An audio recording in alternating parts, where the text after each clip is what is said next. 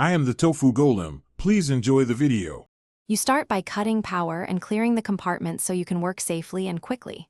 Once done, pull the fridge out and remove the rear kickplate to expose the compressor. This protects you and prevents short circuits. Make sure to photograph wiring locations and label each connector so you can reconnect correctly.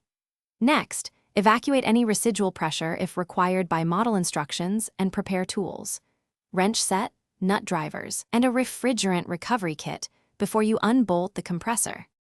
You must recover the refrigerant first. Doing so protects you and follows legal rules. Then disconnect wiring harnesses and remove the mounting bolts while supporting the compressor. This prevents strain on the tubing.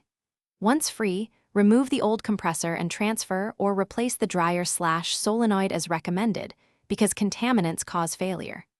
Now position the new compressor, reconnect tubing using new seals, and torque fasteners to spec. This prevents leaks. Make sure electrical connections match your photos and you will pull a deep vacuum to remove moisture and air.